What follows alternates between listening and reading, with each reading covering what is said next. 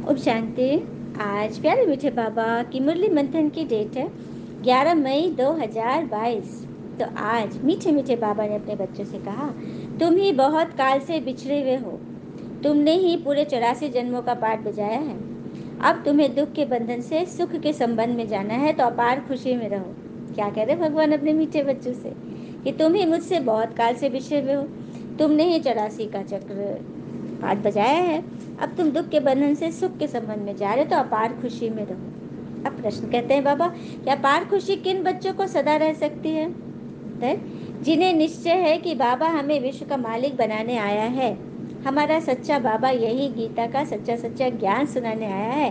हम आत्मा ईश्वर की गोद में बैठे हैं। तीसरी पॉइंट, हम आत्मा शरीर सहित बाबा की बनी हो। चौथी पॉइंट। पांचवी, बाबा हमें भक्ति का फल सदगति देने आए हैं। पांचवी। छठी, बाबा ने हमें त्रिकालदर्शी बनाया है। सातवीं, भगवान ने हमें माँ बनकर अडॉप्ट किया है। हम गॉडली स्टूडेंट हैं। जो स्मृति व निश्चय में रहते हैं उन्हें अपार खुशी रहती है। तो नोट किया सभी ने? कितने सारे पॉइंट बाबा ने बोला ना अपार खुशी का। तो चलिए फिर से सुनते हैं। बाबा हमें विश्व का मालिक बनाने आए हैं। बाबा हमारा सच्चा पिता है, वही गीता का सच्चा सच्चा ज्ञान सुनाने आया है। हम आत्मा ईश्वर की गोद में बैठे हैं। हम आत्मा शरीर सहित बाप की बनी। देखो, दुनिया में तो जो शरीर छूटता है तो कहा जाता है कि ईश्वर के पास चला गया, भगवान के पास चला गया, भगवान का प्यारा हो गया। लेकिन यहाँ हम आत्माएं शरीर सहित बाप की बनी हो, ये बड़ी बात है। भगवान हमें भक्ति का फल अर्थात सदगति देने आए हैं। बाबा हमें त्रिकालदर्शी बनाते हैं। भगवान ने हमें माँ बनकर अडॉप्ट किया है। हम गॉडली स्टूडेंट हैं। जो स्मृति व निश्चय में रहते हैं उन्हें अपार खुशी रहती है। ओम शांति। बच्चों को निश्चय है कि हम आत्मा है, भगवान पिता हमको पढ़ा रहे हैं, तो बच्चों को बहुत खुशी होनी चाहिए। सम्मुख आने से आत्मा समझती है कि बाबा आया हुआ है सबकी सदगति करने।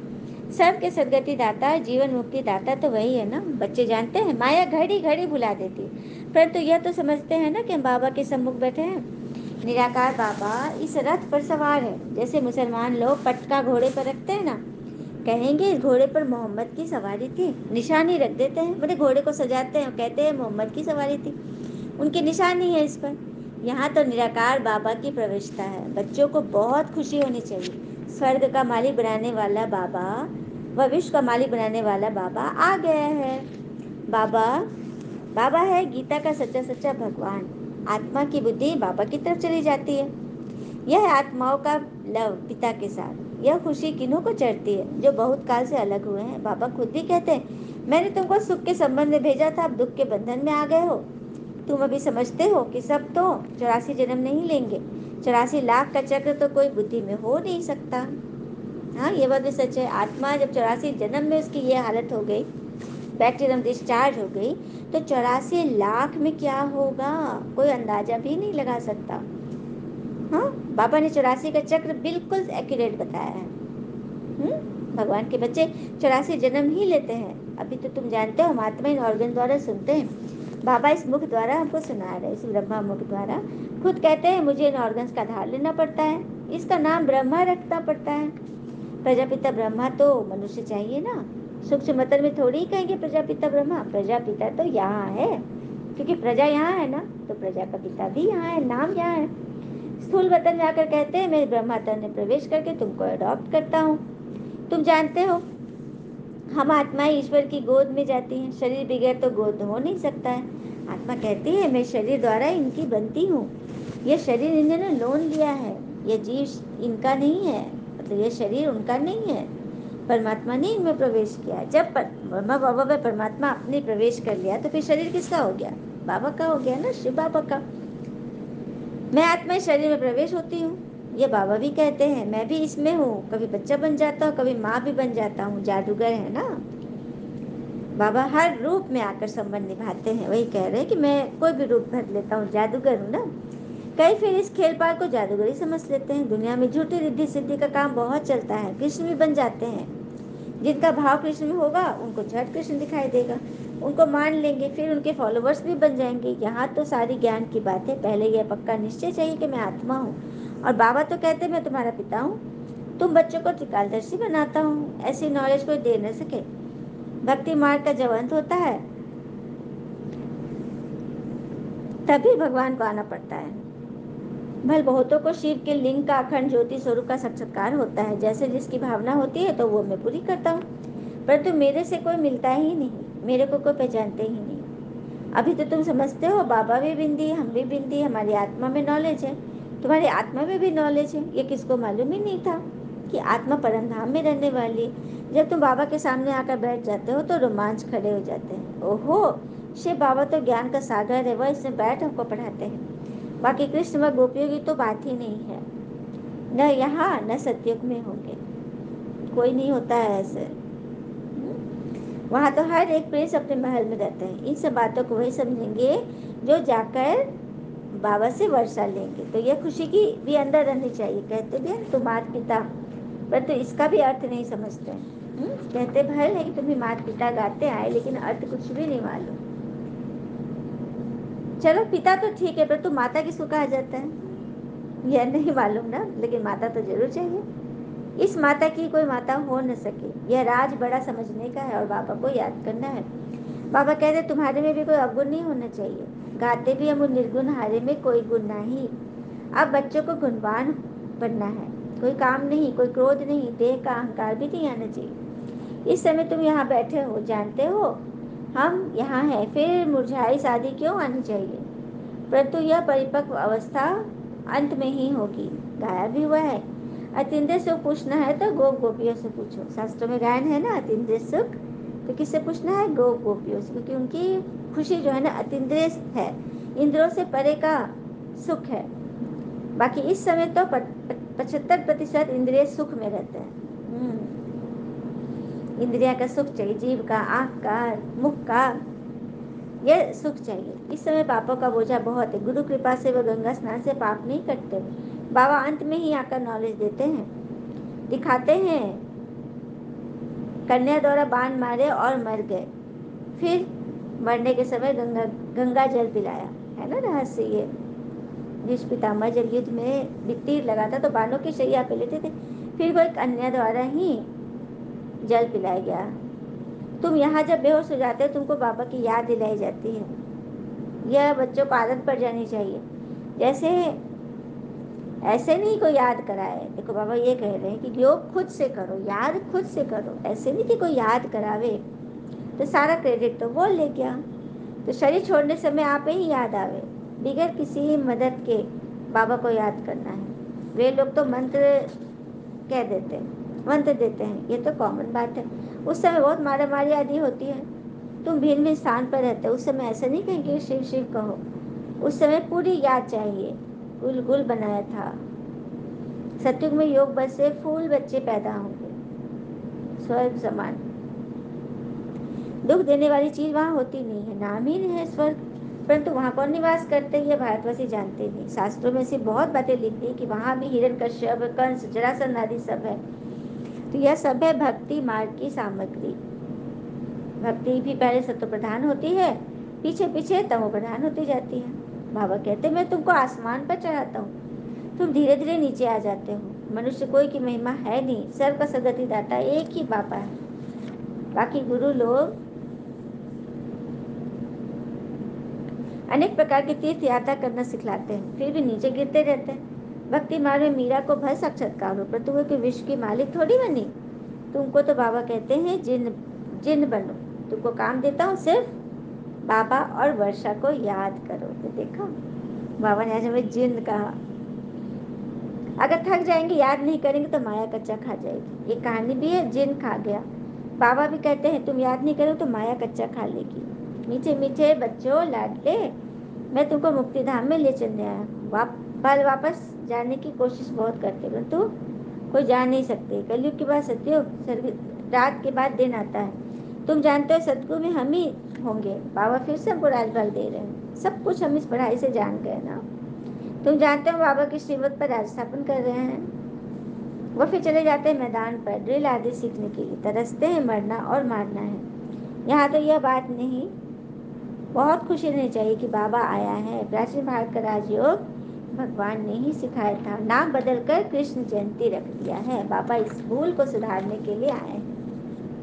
बाबा कहते तुम जानते हो, तुम पढ़ रहे हो, तुम गॉडली स्टूडेंट हो, यह सिमरन करते हुए रोमांच खड़े हो जाने चाहिए। बाबा तुम बच्चों तुमको ज्ञान का गर्भ धारण करा रहे हैं, ज्ञान का गर्भ, क्या बात है। फिर तुम ये क्यों भूल जाते हो, बच्चा पैदा हुआ तो बाबा कहने लग पड़ा। समझ जाते हैं वारिस से तो निरंतर दादे को याद करो। बाबा मत देते हैं बच्चे काम महाशत्रु है, इससे तुमको आदि मध्य अंत दुख मिलता है, यह है मृत्यु लोक। वैशाल्य राम शिवालय बनाते जिसमें देवी देवता धर्म का राज है, परंतु उन्होंने कैसे राज किया, कब लिया, ये सब तुम जान गए हो, तुम जानते हो। वह समझते गॉड गॉडेज कभी पुनर्जन्म नहीं लेते। किसी एक बड़े को समझ में आ जाए तो आवाज फैल जाएगा। बाबा कहते हैं कि गॉड गॉडेज जो है, देवी देवता जो बोलते हो, ये तुम्हारा ही रूप है। वो लोग पवित्र थे, 16 कला संपूर्ण थे, डिवाइन थे, तो ऐसे दिखते थे, और अभी साधारण मनुष्य बन गए जो इस पढ़ाई से ही बनेंगे। तो बाबा कह रहे हैं किसी बड़े आदमी वीआईपी को बताओ, उनकी आवाज फैलेगी दूर दूर तक। गरीब की तो कोई बात नहीं सुनते। सच बात है, तुम्हारे में भी नंबरवार धारणा वाले हैं, स्कूल एक ही है, टीचर एक ही है, बाकी पढ़ने वाले सब नंबरवार है। अच्छा, मीठे बच्चे प्रति भगवान की नमस्ते, बच्चे के भी प्यारे बाबा को नमस्ते। धारणा के लिए मुख्य सार, पहली पॉइंट, माया के वार से बचने के लिए जिन भर बाबा और वर्षे को याद करते रहना है। सिर पर जो पापों का बोझा है उसे योग बल से उतारना है। अतीन्द्रिय सुख में रहना है। अतीन्द्रिय सुख, जब हम यह सोचेंगे ना कि सफल जीवन कैसे होता है, कैसे हम पाएंगे, चलिए कथा सुनते हैं। एक बार श्री कृष्ण ने अर्जुन को पतंग उड़ाते देखा। अर्जुन कृष्ण को ध्यान से पतंग उड़ाते देख रहे थे। थोड़ी देर बाद अर्जुन बोला, माधव, ये धागे की वजह से पतंग अपनी आजादी से ऊपर की ओर नहीं उड़ पा रहा है, क्यों ना धागा तोड़ दे तो ऊपर चली जाएगी ना। कृष्ण जी ने धागा तोड़ दिया, पतंग थोड़ा ऊपर उठा और फिर लहरा कर नीचे गिर गई दूर अनजान जगह पर। तब कृष्ण ने अर्जुन को जीवन का दर्शन समझाया। पार्थ, जिंदगी में हम जिस ऊंचाई पर है, हमें अक्सर लगता है कि कुछ चीजें जिनसे हम बंधे हैं वे हमें और ऊपर जाने से रोक रही है। वो चीजें हैं घर, परिवार, अनुशासन, गुरु और समाज, माता पिता, और हम उनसे आज़ाद होना चाहते हैं। बच्चों को देखो ना, यही लगता है घर में बंद है, कैदी है, बाहर जाएंगे तो अच्छा होगा। जब बाहर जाते हैं तब पता चलता है क्या होता है। परिवार, परिवार छोड़कर जो चले जाते हैं, कितनी प्रॉब्लम होती है। अनुशासन, अनुशासन नहीं तो कोई भी चीज़ सही नहीं, ना हम पढ़ पाएंगे, ना किसी से संबंध निभा पाएंगे, ना अपना शरीर ठीक कर पाएंगे। माता पिता, गुरु और समाज, हाँ, तो हमें उनसे आज़ाद नहीं होना है। वास्तव में यही वो धागे हैं जो हमें उस ऊंचाई पर बना के रखते हैं। इन धागों के बिना हम एक बार तो ऊपर जाएंगे, परंतु बाद में हमारा वही हश्र होगा जो एक बिन धागे की पतंग का हुआ। अतः जीवन में यदि हम ऊंचाइयों पर बने रहना चाहते हैं तो कभी भी इस श्रीमत से, इस मुरली के धागे से अपने को नहीं तोड़ना है। क्योंकि जहाँ हम समझ जाएंगे कि हमें तो बहुत ज्ञान मिल गया, मुरली की क्या दरकार है, वहीं हम नीचे धूल चाटते हुए नजर आएंगे। तो अतिंद्रिय सुख में रहना है तो मुरली के धागे से जुड़े रहना है। मुख से सिर्फ शिव शिव नहीं करना है, बाबा बाबा नहीं करना है। पिता से सच्चा लव रखना है तो श्रीमत पे चलना है। स्वयं को फूल बनाना है और कांटों से फूल बनाने की सेवा में तत्पर रहना है। स्वयं भी बनना है और औरों को भी बनाना है। वरदान है, निश्चिंत स्थिति द्वारा यथार्थ जजमेंट देने वाले निश्चय बुद्धि विजयी रत्न बनो। निश्चिंत स्थिति द्वारा यथार्थ जजमेंट देने वाले निश्चय बुद्धि विजयी रत्न बनो। कैसे बनेंगे? तो सदा विजयी बनने का सहज साधन है एक बल एक भरोसा। एक में भरोसा है तो बल मिलता है। निश्चय सदा निश्चिंत बनाता है, और जिसकी स्थिति निश्चिंत है वो हर कार्य में सफल होता है, क्योंकि निश्चिंत रहने से बुद्धि जजमेंट यथार्थ करती है। निश्चिंत मतलब एकदम